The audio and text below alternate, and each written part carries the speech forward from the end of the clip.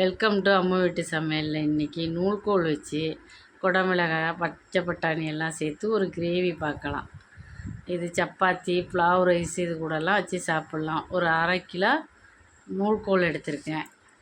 இது போல் அலசி சுத்தம் பண்ணி தோலெல்லாம் கட் பண்ணிவிட்டு சின்ன சின்ன பீஸாக எடுத்துருக்கோம். கொஞ்சம் பச்சை பட்டாணி எடுத்திருக்கேன். தேங்காய் சோம்பு கசகசா எடுத்திருக்கேன். ஒரு குடமிளகாய் வெங்காயம் தக்காளி எல்லாம் கட் பண்ணி எடுத்திருக்கேன்.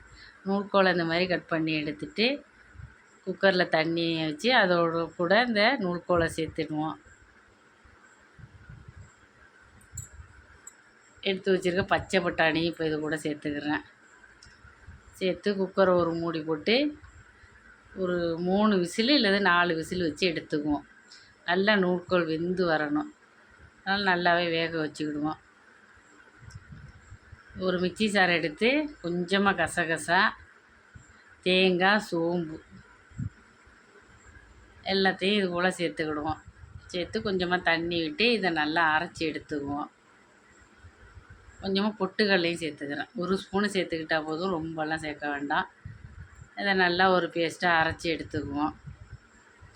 அரைச்சி எடுத்துகிட்டு அடுப்பு ஊற்ற வச்சு கடாய் வச்சு தாளிச்சிக்கிடுவோம். நூல்கோல் நல்லாவே வெந்துருச்சு. அதை இறக்கிட்டு இந்த நூல்கோலை தாளித்து எடுத்துக்குவோம். கொஞ்சமாக ஆயில் சேர்த்து சோம்பு தாளிச்சிக்கிடுவோம். சோம்பு நல்லா பொரிஞ்சு வந்த பிறகு புதினா தழை 2 சேர்த்துக்கிறேன். அதையும் இது கூட சேர்த்துக்கிடுவோம். கருவேப்பிலை ஒரு கொத்து சேர்த்துக்குவோம். பச்சை மிளகாய் 2 சேர்த்துக்கிடுவோம். எடுத்து வச்சுருக்கிற வெங்காயத்தை கட் பண்ணி வச்சுருக்க வெங்காயத்தையும் சேர்த்துக்கிடுவோம். சேர்த்து எல்லாத்தையும் நல்லா வதக்கி விடுவோம்.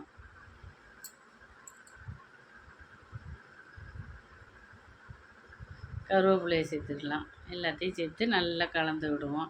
இந்த வெங்காயம் நல்லா வதங்கி வரட்டும்.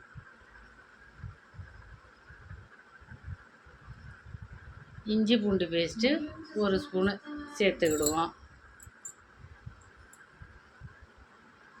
அதையும் சேர்த்து நல்லா வதக்கி விடுவோம். அந்த இஞ்சி பூண்டு பேஸ்ட்டு பச்சை வாசனை போகிற அளவுக்கு நல்லாவே வதக்கி விடுவோம். அடுப்பை கொஞ்சம் சிம்மில் வச்சுக்குவோம். கொஞ்சம் அடி பிடிக்கிற மாதிரி ஆகும். கொஞ்சம் சிம்மில் வச்சு நல்லாவே வதக்கி எடுத்துக்குவோம்.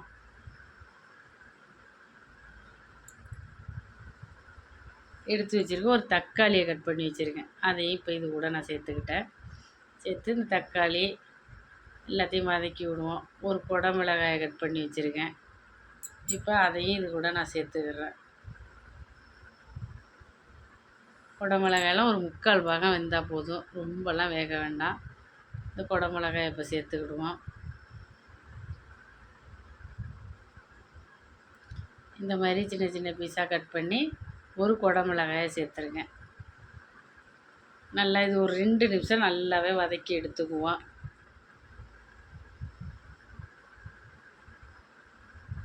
இந்த நூல்கோல் பச்சை பட்டாணியெல்லாம் நல்லா வெந்து போயிருக்கு. இந்த தண்ணியோடு தான் இதில் சேர்த்துக்கணும். தண்ணியெல்லாம் வேஸ்ட்டு பண்ண வேண்டாம். இப்போ இந்த தாளிப்பில் 1 ஸ்பூனு மல்லித்தூள், 1 ஸ்பூனு மிளகாத்தூள், கொஞ்சமாக மஞ்சத்தூள் எல்லாத்தையும் சேர்த்து இந்த மசாலா பச்சை வாசனை போகிற அளவுக்கு வதக்கிக்கிடுவோம்.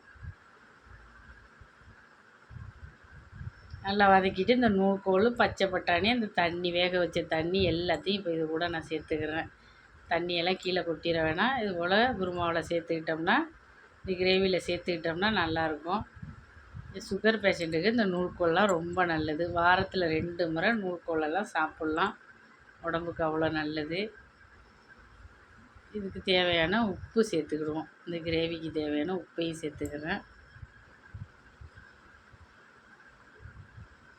சேர்த்து நல்லா கலந்து விடுவோம். உப்பெல்லாம் கொஞ்சம் பார்த்து கம்மியாக தான் சேர்த்துக்கணும். பத்தலைன்னா கூட சேர்த்துக்கலாம்.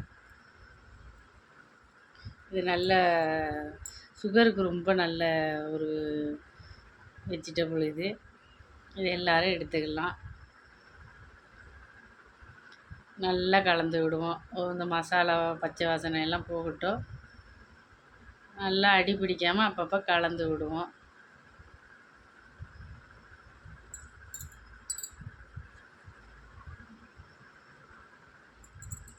நல்லாவே கொதிச்சிக்கிட்டு இருக்கு. நூல்கோலும் நல்லாவே வெந்துருச்சு. இது போல் வெந்து வரணும். இப்போ நல்லாவே ரெடி ஆயிடுச்சு. நம்ம அரைச்சி வச்சுருக்க தேங்காய், சோம்பு, கசகசா, ஒரு ஸ்பூனு பொட்டுக்கடலை அந்த பேஸ்ட்டையும் இப்போ இந்த கிரேவியில் நான் சேர்த்துக்கிறேன்.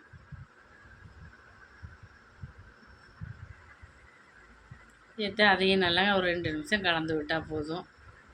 ரொம்பலாம் இனிமேல் கொதிக்க தேவையில்ல. ஒரு 2 நிமிஷம் கொதித்தா போதும். நல்ல ஒரு கிரேவியாக வந்துடும். வந்தோடனேயே இதை நம்ம மாற்றிக்கிடுவோம், ஒரு பிளேட்டில் மாற்றிக்கலாம்.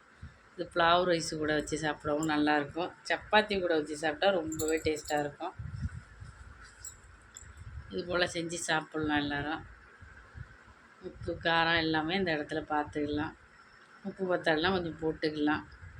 காரம் 1 ஸ்பூனு மிளகாத்தூள், பச்சை மிளகா போட்டிருக்கோம். காரம் கரெக்டாக தான் இருக்கும். 1/2 கிலோ நூல்கோல் எடுத்திருக்கேன். 1 குடமிளகா, 1 தக்காளி, மல்லித்தழையை தூவிட்டு நல்லா கலந்து விடுவோம்.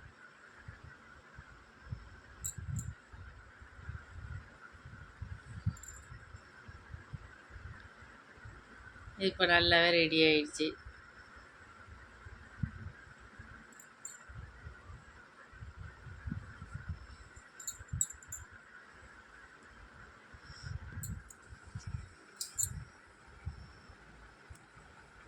சாப்பிட்றதுக்கு ரொம்ப டேஸ்ட்டாக இருக்கும், நல்லாவும் இருக்கும். இது போல் செஞ்சு சாப்பிட்டு பாருங்கள். இப்போ இதை ஒரு பிளேட்டில் சர்வ் பண்ணிக்கிறேன்.